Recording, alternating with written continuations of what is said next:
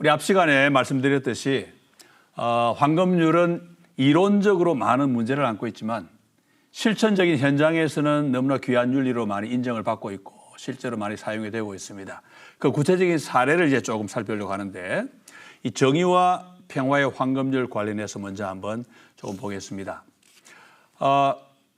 황금률은 이 이론적인 문제가 있음에도 불구하고 기본적으로 모든 사람의 마음 가운데 있다는 이 원리를 바탕으로 해가지고 인류의 보편가치, 이를테면 생존, 정의, 평화, 평등, 박애, 평화, 누구나 다 인정할 수 있는 보편가치를 기본으로 삼고 그 이후로 이제 너와 나의 차이점들을 다양한 방법으로 또 하브마식으로 소통을 하고 대화를 하고 그렇게 함으로써 모두가 동의할 수 있는 그런 공통분모, 말하자면 보편적인 어떤 선에 다가갈 수 있지 않겠나 그렇게 생각을 해볼 수 있습니다. 우리 정의와 평화의 황금률을 하면 가장 먼저 언급할 수 있는 사람이 간디입니다. 간디와 함께 톨스토이도 포함이 되죠. 톨스토이와 간디인데 이 톨스토이부터 먼저 말씀드리면 톨스토이는 유명한 소설가, 문학가일 뿐만 아니라 사회 활동가였습니다.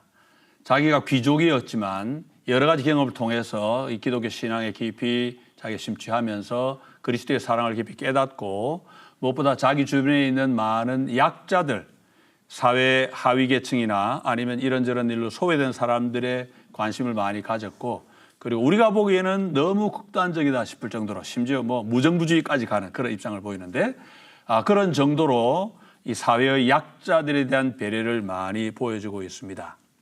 톨스토이가 볼 때는 사회에 지금 특별히 이 가진 자들과 그렇지 못한 사람 사이 격차가 너무 큰데 일반적인 노동자들이 너무나 억압을 당하고 고통을 받는다고 생각을 하고 이걸 엎어야 한다. 이 시스템을 고쳐야 한다 하고 주장을 할 때 톨스토이가 가장 중요한 원리로 내세웠던 게 바로 이 황금률입니다. 톨스토이는 황금률이라는 이름은 몰랐습니다. 그런데 성경은 알았고 그리고 이제 동서고금 여러 지혜가 여러 종교들이 황금률을 가르쳤다는 것도 알고 있었습니다. 그래서 그런 내용들을 다 종합해서 예수님의 황금률도 그 황금률과 같은 걸로 보고 그렇게 하나로 엎어가지고 이 황금률을 통해서 억압받는 사람들을 해방할 수 있다. 그렇게 생각하면서 그 해방운동을 많이 전개를 했습니다. 인용한 걸 하나 보면은 2000년 전 하나님의 법이 사람들에게 알려졌다. 상호성의 법으로서 사람은 남들이 자기에게 해주기 바라는 대로 남들에게 해야 한다는 것이다. 중국의 선생 공자의 표현대로는 내가 남들이 내게 하기 원치 않는 것을 남에게 해서는 안 된다. 그러니까 이제 예수님의 가르침하고 공자의 부정 황금률 두 개를 얽어서 같이 이야기를 하면서 이 규정을 우리가 잘 지킬 때 우리의 모든 문제를 해결할 수 있고 나아가서는 세계 평화까지 확보할 수 있다. 그렇게 주장을 했습니다. 이 톨스토이의 사상에 영향을 받은 사람들이 굉장히 많이 있는데 나중에 이제 사회복음주의 같은 데 그렇게 나타나게 되죠. 그 다음에 이제 간디가 이 톨스토이의 영향을 많이 받습니다. 간디는 실제로 이 톨스토이와 소통담을 하긴 하는데 이 간디도 우리 앞에서 보았던 힌두교의 황금률 그 원리를 그대로 연결한다고 볼 수 있겠는데 사실은 이 간디는 힌두교의 영향도 물론 받았겠지만 기독교의 영향을 많이 받았습니다. 인도가 영국의 지배를 받았기 때문에 기독교 영향도 많이 받았는데 간디가 말하는 황금률 사상은 사실은 성경이 가르치는 황금률에 좀 더 힌두교보다 더 근접한다 그런 느낌을 좀 받기는 합니다. 어쨌든 기본적으로 힌두교가 가르치는 이 무장과 비폭력, 아힘사하고 이 주님이 가르친 황금률을 적당히 섞어서 이제 그것을 그대로 현실 속에서 그 공식을 그대로 활용하면서 마하바라타에는 힌두교 부정문 공식이 나오지만 간디는 황금률을 이야기할 때 긍정문 공식을 사용을 합니다. 그런데 재미있는 것은 공식은 긍정문이 또 거꾸로 정신은 부정문이에요. 굉장히 소극적이고 무장 비폭력에서 관계가 조금 멀어지는 그런 느낌도 주기는 합니다. 중요한 것은 어쨌든 황금률을 활용해서 마치 레비나스가 강조한 타자처럼 간디 역시 약자들을 앞세우는 그런 윤리를 내세움으로써 이 사회의 올바른 정의와 평화를 내려보려고 애를 썼습니다. 우리 이와 관련해서 이제 하나 중요하게 생각해서 이 사회복음주의입니다. 19세기부터 20세기 이르기까지 미국이나 캐나다 주로 이제 북미 지역을 중심으로 확산한 그런 기독교 사회 운동인데 이게 관련된 사람이 많이 있는데 특별히 사상적인 영향을 끼친 게 이제 톨스토이 같은 사람 그리고 이제 러스킨이나 마치니처럼 좀 경제적으로 조금 극단적인 그런 혁명 이론을 가진 그런 사람들도 영향을 많이 끼치긴 했습니다. 그런데 가장 영향을 많이 끼치는 건 아무래도 톨스토이죠. 톨스토이가 황금률에 근거한 사회 변혁을 많이 가르쳤는데 이들의 영향을 받은 사회 복음주의자들은 개인이 저지르는 죄보다는 뭐 인종차별이나 빈부격차처럼 구조적인 죄가 인간에게 더 큰 해악을 끼친다고 보았습니다. 뭐 개인적인 죄, 이를테면 욕심, 뭐 살인, 간음, 뭐 이런 거 아니고 구조가 더 문제다. 그렇게 이제 생각을 하고 이들이 이제 불평등, 빈곤, 그리고 알코올 중독, 범죄, 노동 착취 이런 것들 이분들이 볼 때는 이제 다 구조적인 죄악이다 생각한 거죠. 구조가 잘못돼서 이런 죄가 나오는 거다. 그렇게 생각을 하고 그 문제를 해결하려고 할 때 근거로 삼은 게 바로 이 황금률입니다. 이 사람들은 후천년 종말론을 신봉한 사람들이 많아서 자기들이 황금률을 실천하면 할수록 그리스도의 재림이 앞당겨진다 그렇게 믿었고 예수님이 황금률을 산상수훈 전체의 결론으로 주셨기 때문에 산상수훈 전체가 다 온 인류를 위한 말씀이라고 생각을 했습니다. 황금률도 인류를 위한 말씀인 것처럼 산상수훈 전체도 인류를 위한 말씀이기 때문에 온 인류가 이것을 실천하기 위해 애를 써야 한다. 그리고 이 사람들은 그것을 사회적인 구조 변화나 경제적인 구조 변화에 적용을 했습니다. 노동조합 운동 이런 것들도 열심히 하게 되고 그래서 자기들이 그런 노력을 기독교는 기독교인데 응용 기독교, applied Christianity라는 그런 이름으로 부르게 됩니다. 실제로 그 당시에는 사람들이 구조적인 문제에 굉장히 민감해가지고 적어도 그런 구조적인 문제를 바로잡는 부분에 애를 많이 썼고 그런 가운데 이제 많은 이 영웅들을 막 낳습니다. 그 가운데 이제 하나 유명해진 것이 예수라면 어떻게 했을까? What would Jesus do? WWJD 뭐 그런 해서 약자로 많이 알려져 있는데 이 사람들은 고난을 겪는 노동자나 빈민, 소외된 자들을 그야말로 예수 그리스도의 마음으로 바라보고 그들을 위해서 우리 할 일이 뭐냐?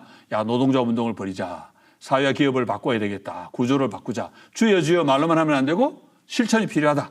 그렇게 해서 굉장히 많은 노력을 기울이고 노동자들의 노동 시간을 줄여주어야 한다. 복지를 향상해야 한다. 이런 노력들을 많이 기울였습니다. 근데 사회복음주의 운동은 이제 수십 년간 주도해 가다가 많이 약해졌습니다. 그런데 사회복음주의가 끼친 중요한 영향 하나가 뭔가 하니까 북미의 주류 기독교 교파들이 사회 문제에 관심을 갖도록 만들었습니다.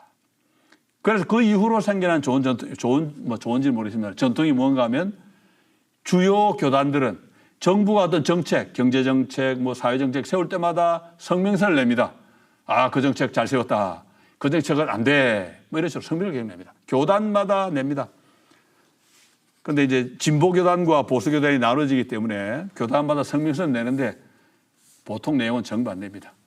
하여튼 뭐 낙태 관련해서 이쪽이 좋다 그러면 저도 싫다 그러고 같은 교회가 주님의 이름으로 내는데 뭐 그런 어려움도 있긴 합니다. 저는 요즘 우리 한국 교회도 성명서 많이 내지요. 제가 속한 고신도 막 내는데 저는 보면서 이게 사회복음주의 영향이라고 생각이 들긴 하는데 저는 개인적으로 좀 안 됐으면 좋겠다. 뭐 그런 생각입니다. 사실은.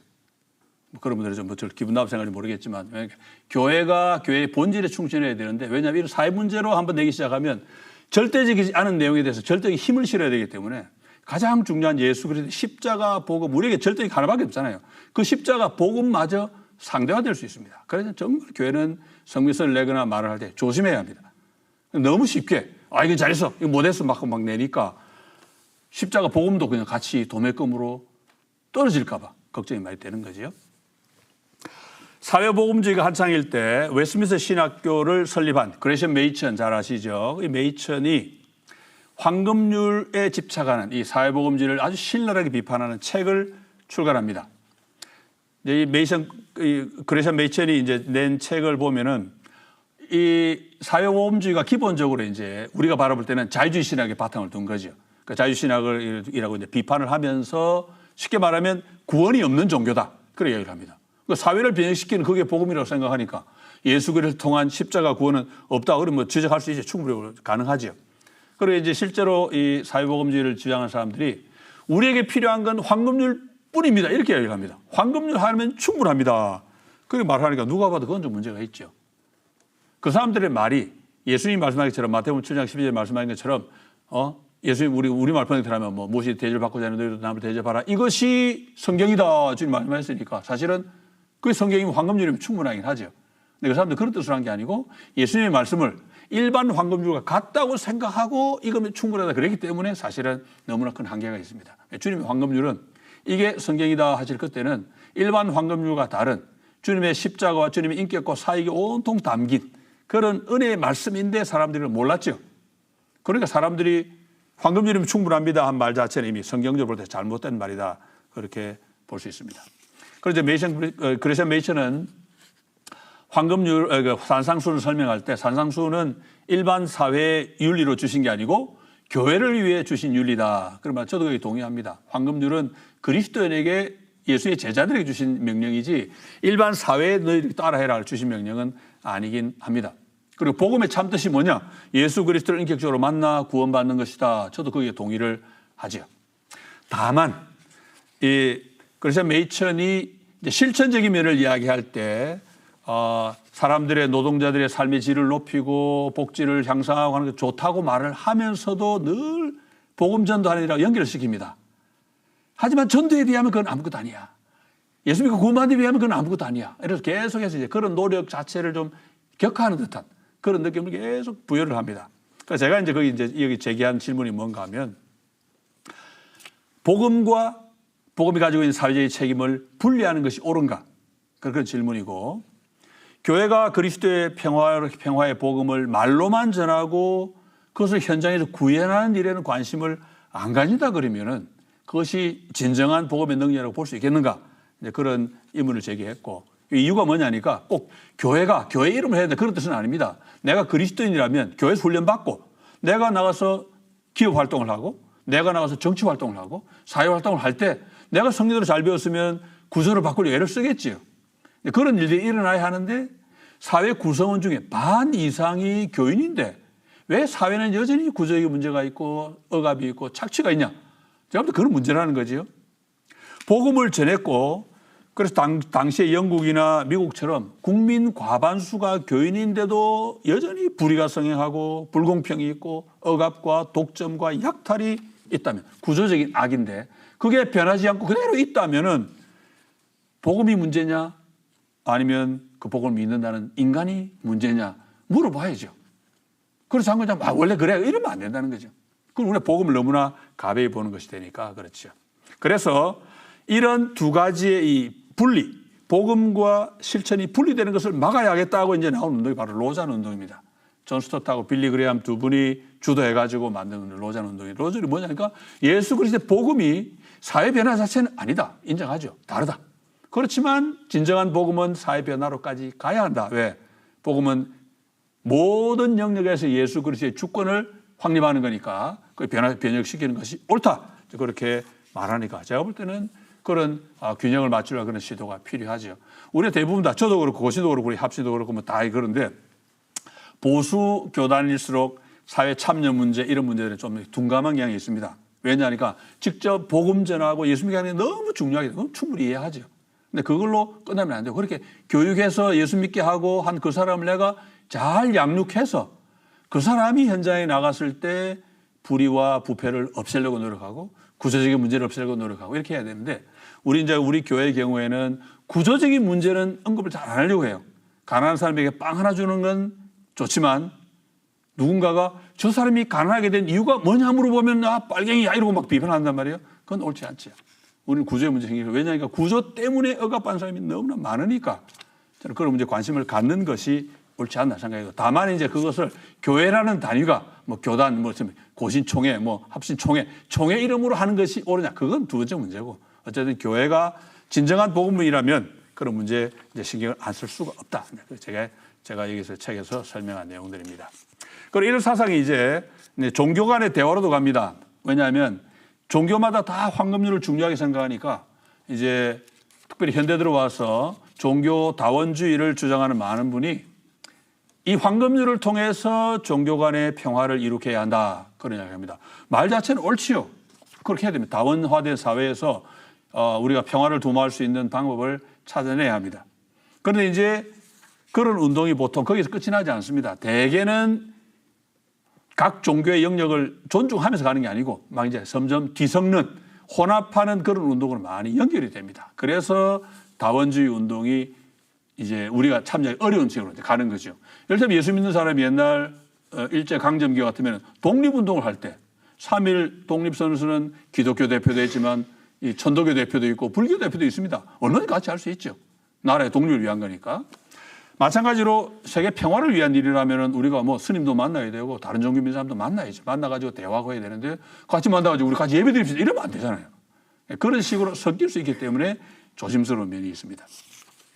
그리고 이제 하나 이런 점에서 우리가 주의 깊게 볼 것이 이제 공통된 말이라는 부분인데 뭐냐니까 이제 9.11 아시죠? 2001년에 이제 이슬람 테러로 사실은 수천 명이 미국에서 살해를 당했는데 그 이제 이유를 오사마 빈 라덴이 미국이 팔레스타인에서 일방적으로 이스라엘 편 만들기 때문에 우리가 정의 차원에서 이런 공격을 했다. 뭐 그렇게 해서 설명을 하는데 이제 이 경우에 그 일이 있고 난 다음에 이제 반 이슬람주의가 굉장히 강하게 번졌습니다. 이슬람은 폭력이다. 그래서 이슬람 사제들이 이제 기독교에 편지를 보냈어요. 아, 이슬람 원래 그런 게 아닙니다. 우리 평화를 사랑합니다. 그런데 기독교와 이제 대화를 하자고 이야기할 때 이 사람들이 근거로 삼은 게 바로 이 황금률입니다. 그래서 이제 이슬람 사람들이 내가 가지고 있는 그 종교를 믿는 그 마음으로 상대방의 종교를 이해해 주려고 하는 그런 마음을 갖고 우리가 좀 대화를 시작해 봅시다. 그렇게 해가지고 편지를 보냈고 그 편지에 수많은 기독교 신학자들, 목회자들이 동의를 합니다. 맞다. 우리 그래야 한다. 저는 개인적으로 저한테 하라 그러면 저는 사인을 못했어요. 저는 뭐 그동안 아니었지만 저한테 막 왔다면 저는 사인을 못했을 것 같아요. 왜냐하면 그건 신학적인 요소가 들어갑니다. 왜냐하니까 이슬람과 기독교가 섬기는 하나님이 마치 같은 하나님인 것처럼 나와 있어요. 거기 동의 못하죠. 이슬람뿐만 아니고 유대교도 마찬가지입니다. 오늘날 많은 사람이 이제 우리가 유대교와 옛날에는 한 종교이기 때문에 예수님 오시기 전까지는 한 종교였기 때문에 유대교에서 굉장히 호감을 갖고 있는 사실이지만 유대인들이 지금 믿는 하나님은 우리가 믿는 하나님하고 다릅니다. 우리가 믿는 하나님은 독생자를 보내신 하나님인데 유대인들이 믿는 하나님은 독생자가 없어요. 보내지도 않고. 우리가 믿는 하나님은 삼위일체 하나님인데 유대인들은 하나님 안 믿습니다. 이슬람도 마찬가지예요. 그러니까 이슬람과 유대인 똑같이 우리 시대는 뭐냐? 그냥 불신자입니다. 우리가 복음 전해가지고 믿게 되는 그런 사람인데 이슬람도 마찬가지인 게 저는 이제 뭐 평화롭게 지내죠. 좋죠. 그러니까 대부분 이 신학자들, 목사들이 나중에 변명, 거기 왜 서명했냐고 비판받으면 이야기한 이야기가 평화를 위한 문석에서 서명했지 내가 뭐 신학적인 거 다 동의하는 건 아니다. 뭐 그렇게 말하면 좀 이해가 되긴 합니다. 평화를 추구해야 되니까 그런 면에서 얼마나 할 수 있긴 하겠죠. 예, 그와 함께 이제 또 오늘날 계속되고 있는 이 인권과 평화 운동에도 이 황금률이 굉장히 영향을 많이 미칩니다. 노예 해방 운동이 한창 진행될 때 참 이 서양의 많은 기독교인들이 남아프리카 공화국에서도 그렇고 미국에서도 그렇고 유럽에서도 그렇고 참 흑인들을 납치해 가지고 수백 년간을 노예를 얼마나 부끄러운 역사인지 몰라요. 근데 그런 역사 가운데서도 이제 양심 있는 크리스찬들이 노예를 부리는 것은 잘못입니다. 해방해야 합니다. 노예제도 없애야 됩니다. 이제 하면 운동을 벌였는데 노예 해방 운동 하던 사람들 가운데 이제 황금률을 오해한 부분도 있어요. 이를테면은 당신이 노예가 한번 생각해 보세요. 얼마나 아프겠습니까? 그럼 노예 해방해야죠. 그건 사실 황금률을 겉으로는 이용했지만 실제로는 잘못된 논리입니다.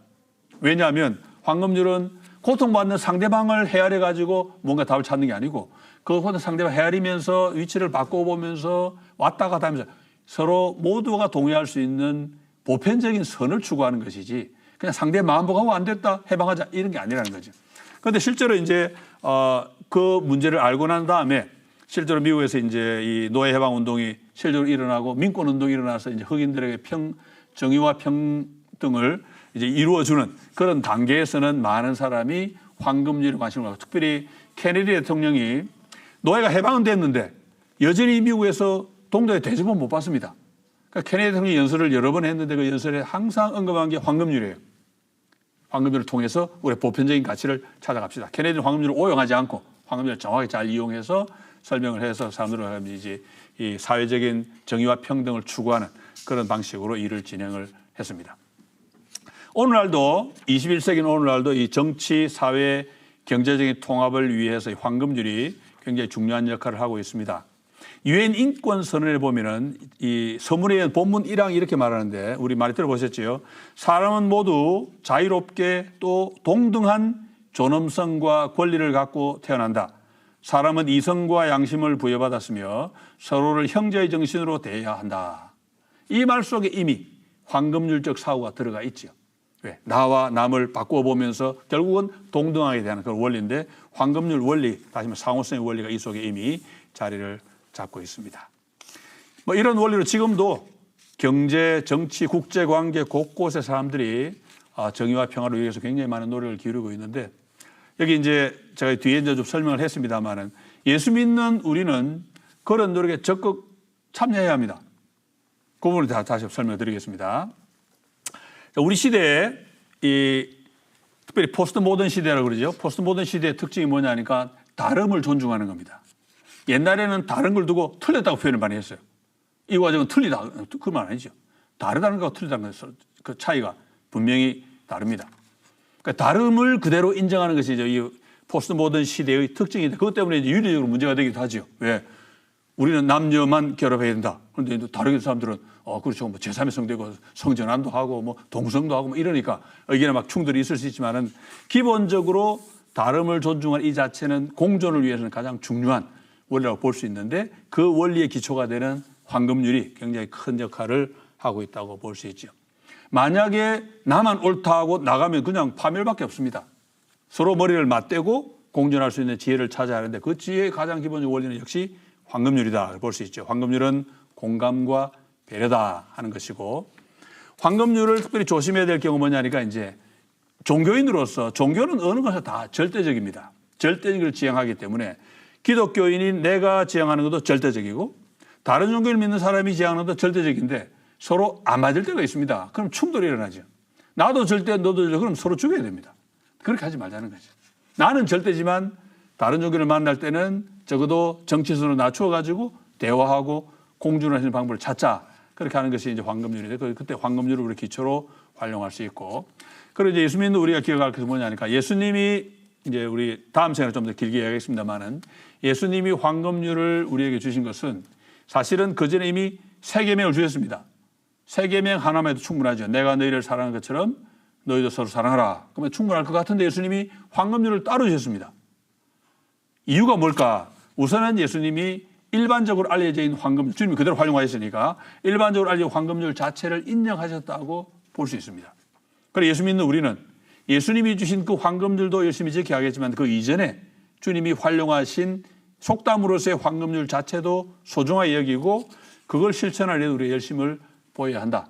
그런 생각이 들죠. 그게 이제 제 책 결론 부분에 이제 자연과 이 은혜의 관계 설명할 때 그걸 좀 이야기합니다만은 우리 그리스도인이 하나님의 구원의 은혜를 경험하고 나면은 어떤 특징이 있냐니까 은혜가 너무 놀라워서 그 은혜 이전에 내가 알았던 모든 자연 상태를 무조건 죄로 악으로 보는 경향이 있습니다. 받은 은혜가 너무 커. 당연하죠. 우리 얼마나 이해할 수 있죠. 그런데 성경을 잘 살펴보면은 그게 무조건 죄와 악이 아니고 그 안에도 하나님의 은혜가 있고 자연 가운데도 여전히 죄와 들어온 이후에도 하나님의 영광과 권능이 거기서 빛나는 걸 볼 수가 있습니다.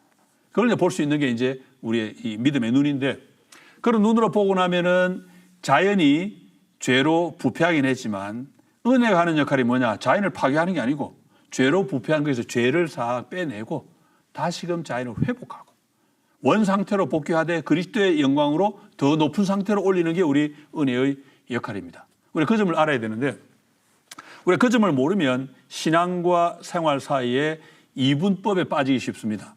어떤 사람이 훌륭한 크리스찬입니까? 주일마다 예배 안 빼먹고 매일 큐티하고 성경 읽고 기도하는 거 안 빼먹는 사람이 훌륭한 크리스찬이다. 맞죠? 근데 그걸로 끝나면 안 됩니다. 날마다 말씀 읽고 기도하는데 인간성에 형편없다. 그건 가짜입니다. 그건. 말씀과 기도를 열심히 가까이 하면 할수록 매주일 안 빠지고 예배 드릴수록 내 인격이 좀 그리스도를 닮아 훌륭한 사람이 되어야 맞죠. 누가 훌륭한 크리스찬입니까? 종교적 생활뿐만 아니고 일반 삶 속에서 인격과 언어와 삶이 가장 인간으로서 아름다운 모습을 갖춘 그 사람이 가장 훌륭한 크리스찬입니다. 우리가 자꾸 이렇게 이제 이분법에 빠지다 보니까 종교적 행위를 많이 하면 훌륭한 크리스찬이고 실제로 그것이 내 삶 속에 인격으로 삶으로 나타나는 부분은 너무 약한데 우리의 황금률을 통해서 그 부분의 중요성을 알고 그 부분도 강조해야 되지 않겠나 그런 생각을 해 봅니다. 물론 우리 이 땅을 살아가면서 이런저런 노력에 동참합니다. 예수 믿는 사람도 올림픽 같은 거 긍정적으로 보고 월드컵 통해서 뭐 이렇게 서로 평화를 이루려고 애쓰는 이런 노력들을 소중하게 보고 존중해야 합니다.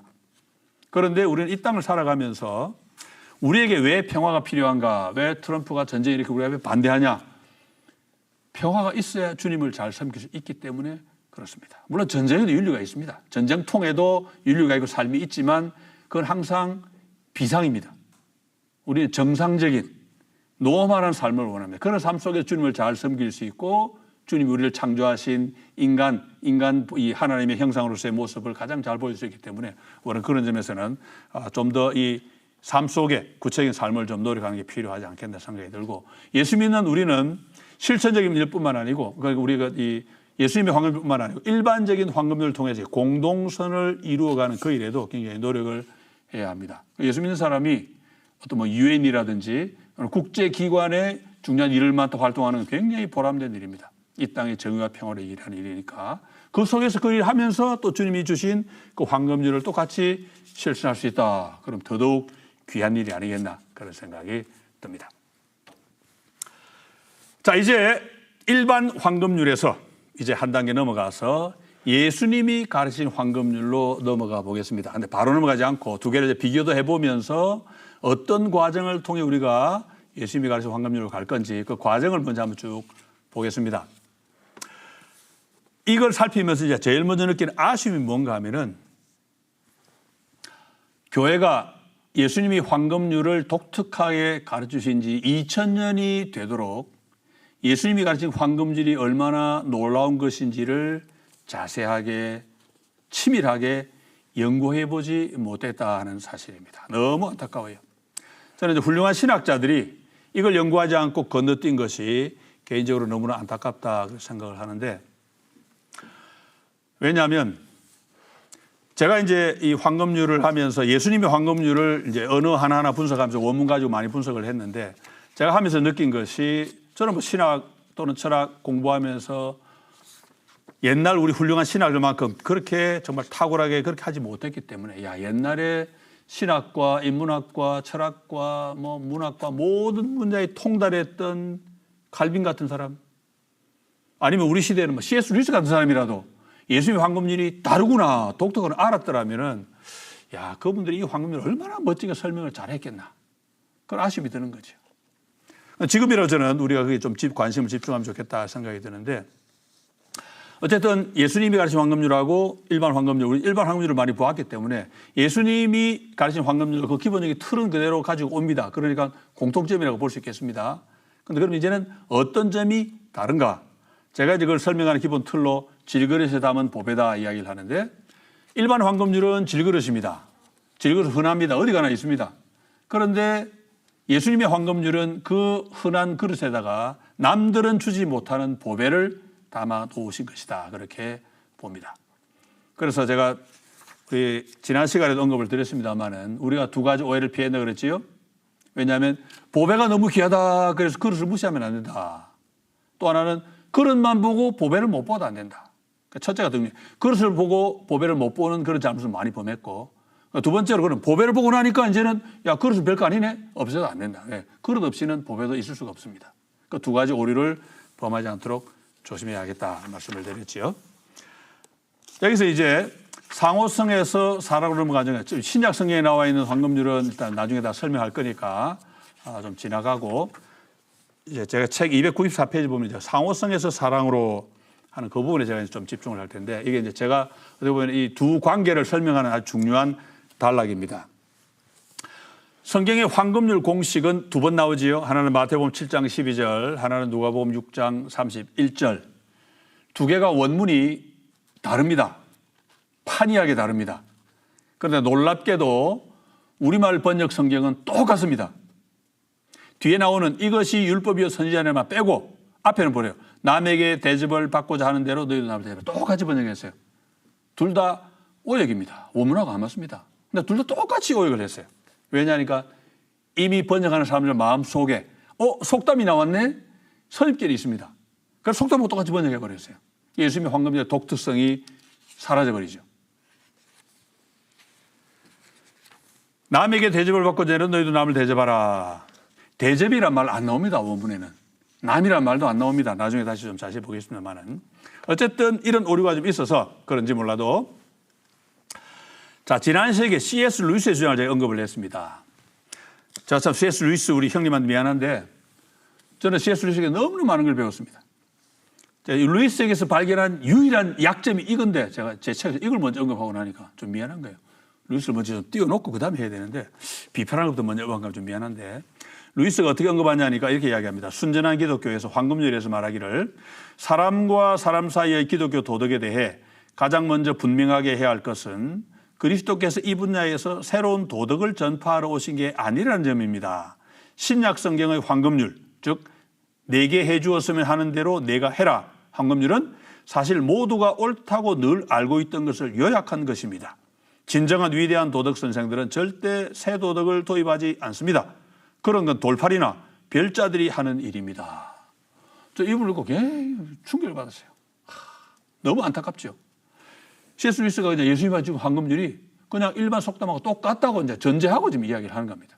물론 나중에 가서는 예수님 그에 대해 사랑을 담으셨다고 이야기하지만 똑같은 건데 그냥 사랑만 담으면 이렇게만 이야기하지 예수님 황금률이 다르다고 하는 건 루이스가 캐치를 못 해냈죠. 제가 이제 두 가지 오류를 피하자 했는데 C.S. 루이스나 칼빈 같은 사람은 그릇만 보고 안에 있는 보배는 못 본 케이스라고 볼 수 있습니다. 그걸 보고 똑같네 이러고 넘어간 거죠. 그러니까 루이스의 이 말이 일단 배경을 보면 이해는 할 수 있습니다. 왜냐하면 루이스는 지금 이걸 전도하기 위해서 만든 이 한 강의이기 때문에 강연을 이제 글로 책으로 옮긴 건데 불신자들 상대로 공감대를 형성하기 위해서 여러분들이 알고 있는 그 내용이 성경에도 나옵니다 하니까 공감대 형성은 좋았겠지요. 문제는 뭐냐니까 공감대 형성을 한 다음에 이제 그 다음에 이게 뭡니까? 복음의 독특성을 이야기하고 예수를 믿어야 될 필요성을 이야기해야 되는데 그리 가기에 너무 어렵게 만들어놔 버렸습니다. 너무 심한 말을 해가지고. 그래서 제가 이제 던진 질문이 정말로 예수님의 황금률이 그것과 같은 것이냐 하는 질문이죠. 만약 같다면 어떻게 됩니까? 예수님의 황금률도 일반 황금률처럼 상호성으로 그치고 기껏해야 남에 대한 배려와 존중으로 끝나버립니다. 말이 안 되죠, 그러면. 그 다음에 두 번째 질문으로 넘어가면은 예수님이 새로운 도덕을 전파하지 않았다. 이 말도 좀 심한 표현입니다. 예수님 새로운 도덕을 전파하셨죠.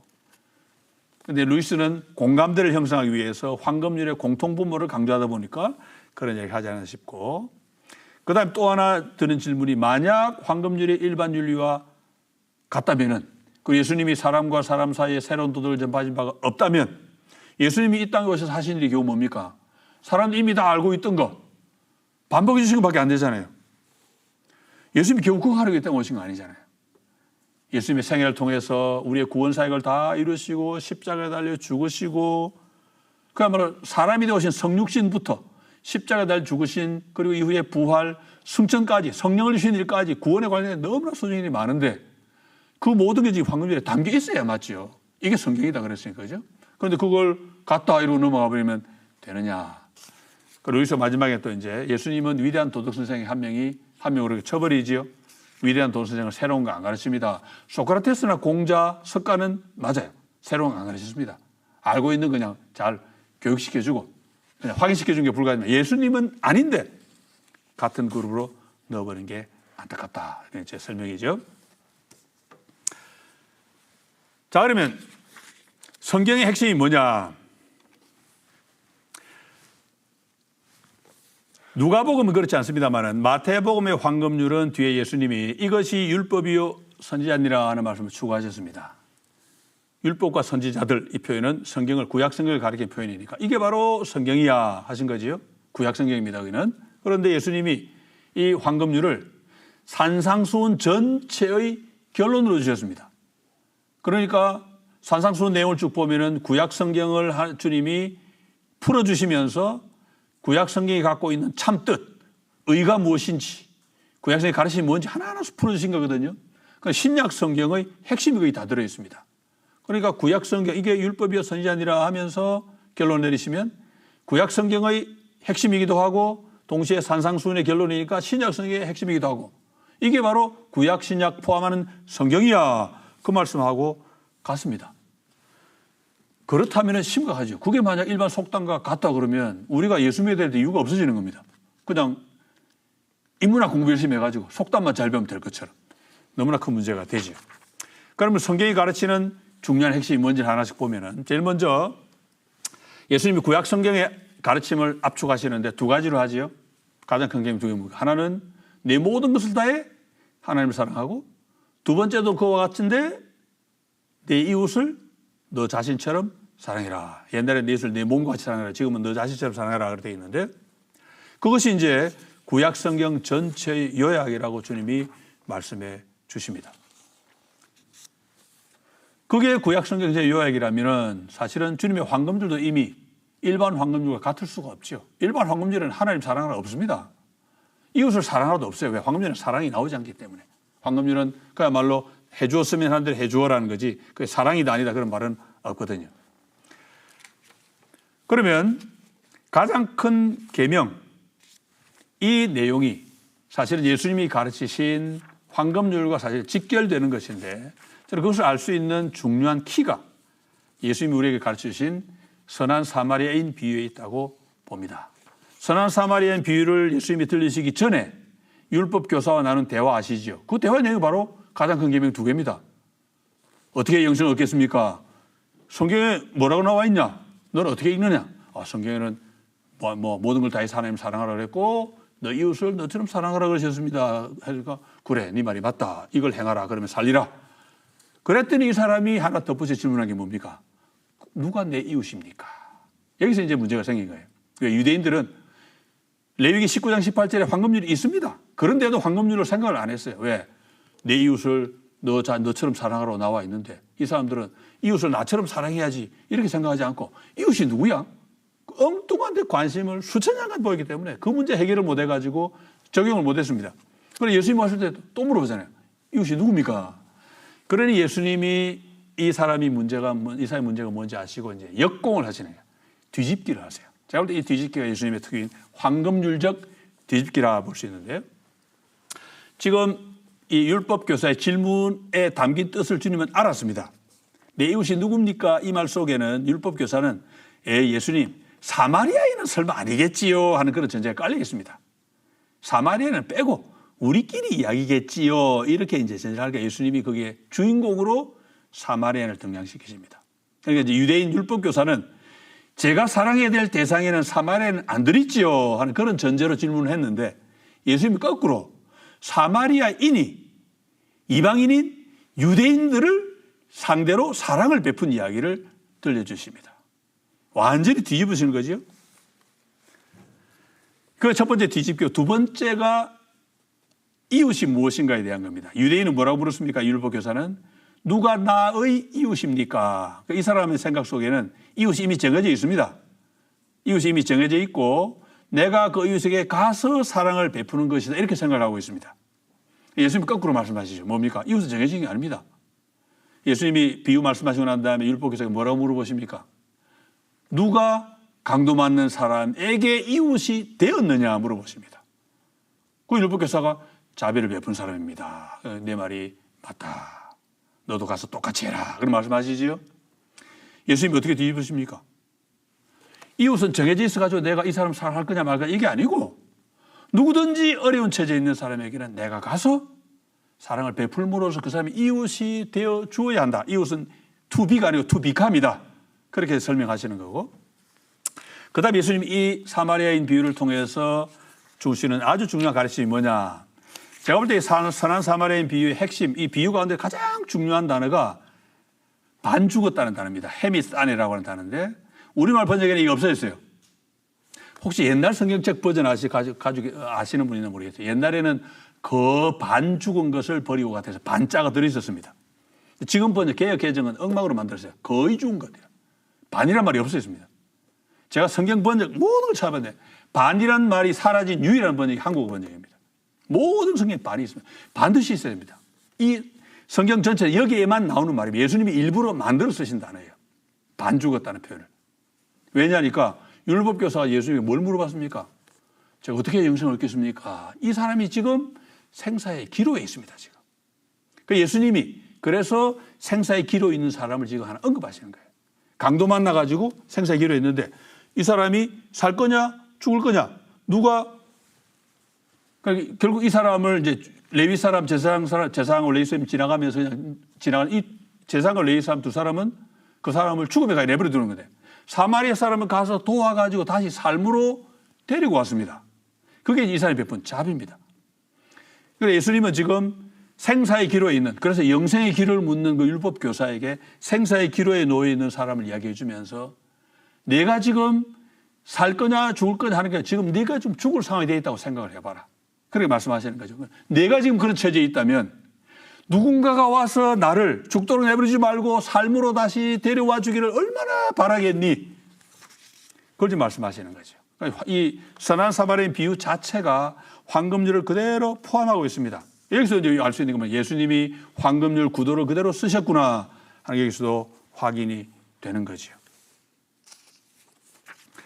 이 비유를 통해서 예수님은 우리에게 너무나 명확하게 황금률이 얼마나 중요한가, 예수님의 가르침에 정말 소중한 원리구나 하는 것을 우리에게 확인시켜 주십니다.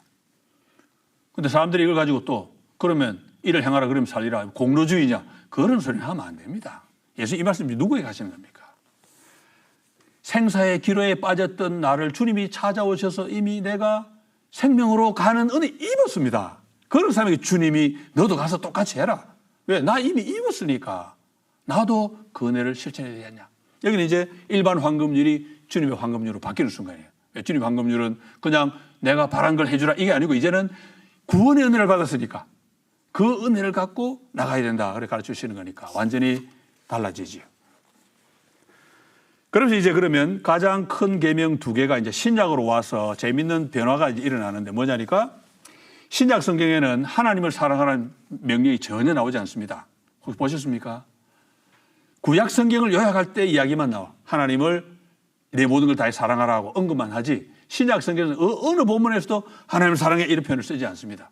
하나님 사랑한다는 서술은 나오지만 명령으로는 나오지 않습니다. 대신에 뭘 나옵니까? 이웃을 사랑하는 말은 수도 없이 많이 나옵니다. 이유가 뭐냐? 왜 하나님 사랑을 이야기하지 않고 이웃 사랑만 이야기하냐? 제가 몇 가지 이유를 잡았는데 첫 번째 이유는 무게중심이 달라졌기 때문이다. 왜냐? 구약 성경은 오실 메시아를 이야기했습니다. 근데 신약 성경은 오신 메시아를 이야기합니다. 그러니까 우리가 사랑해야 될 대상으로 하나님이 아니고 거꾸로 우리를 사랑하신 하나님이 훨씬 중요합니다. 그러니까 신약 성경은 우리 보고 하나님 사랑하는 이야기를 하지 않습니다. 하나님이 우리를 사랑하시다는 이야기를 막 끊임없이 반복합니다. 하나님이 우리를 사랑하셨다. 왜? 메시아가 오셨으니까. 약속대로 하나님의 아들이 사랑으로 오셨으니까. 그래서 하나님 사랑하는 말을 언급하지는 않습니다. 두 번째 이유는 예수님이 우리에게 주신 가르침인데 예수님이 우리에게 말씀하시기를 뭐라고 했습니까? 내가 너희를 사랑한 것 같이. 우리가 일반적으로 생각하면 뭡니까? 너희도 나를 사랑해라 이렇게 나와야 될 것 같잖아요. 근데 예수님 그렇게 하지 않고 내가 너희를 사랑한 것처럼 너희는 서로 사랑해라 말씀하셨습니다. 위에서 내려왔는데 위로 올리지 말고 옆으로 넓혀라. 그렇게 말씀하시기 때문에 신약에는 하나님을 사랑하는 표현이 따로 나오지 않습니다. 예수님이 세 계명을 너에게 준다. 서로 사랑해라 말씀하시죠. 그러니까 이제 사실은 주님이 우리를 사랑하셨기 때문에 우리가 서로 사랑해야 한다. 그러니까 이제 세 계명 속에는 사실은 하나님을 향한 사랑도 포함이 되어 있습니다. 왜요? 서로 사랑하라고 주님 명령하셨으니까 주님 명령을 수행하는 그것은 주님을 사랑하는 방법입니다. 그러니까 내가 이웃을 사랑함으로써 나는 이웃도 사랑하고 주님도 사랑하고 그렇게 되는 거죠. 결국 같은 겁니다. 그래서 첫 번째는 중심의 축이 바뀌었기 때문에 우리가 사랑해야 될 하나님이 아니고 우리를 사랑하신 하나님을 강조하기 때문에 두 번째로는 주님이 세 계명에서 서로 사랑하라 그러셨기 때문에 하나님 사랑이 안 나오고 세 번째로는 두 개가 같은 것이기 때문에 왜 이웃을 사랑하는 그것이 바로 하나님을 사랑하는 방법이기 때문에 이웃을 사랑하라고 거듭거듭 강조합니다. 왜? 그래 바로 하나님 사랑하는 거기 때문에 조금 전에 말씀드린 것처럼 이웃 사랑하는 것은 주님의 계명을 순종하는 겁니다. 주님의 계명을 순종하는 게 주님을 사랑하는 방법입니다. 예수님이 요한복음 15장에서 내가 아버지의 계명을 지켜 그의 사랑 안에 거하는 것처럼 너희도 내 계명을 지켜 내 사랑 안에 거하라. 주님이 계명 지키는 게 주님 사랑하는 거거든요. 그런데 요한일서에 보면 또 우리가 주님 사랑하는 이웃 사랑하는 게 왜 주님 사랑이냐? 이웃 사랑하는 것은 우리 이웃이 다 하나님이 낳으신 자녀들이기 때문에 자녀를 사랑하는 게 뭐냐? 아버지 사랑하고 같다. 우리가 자녀를, 형제를 사랑함으로써 결국 낳으신 아버지를 사랑하는 것이기도 하다. 그렇게 설명하는 거죠. 결국은 세 계명 속에 다 들어 있습니다. 세 계명과 가장 큰 두 계명이 이렇게 통하고 그 모든 것은 다 이제 십자가 원리하고 통하죠.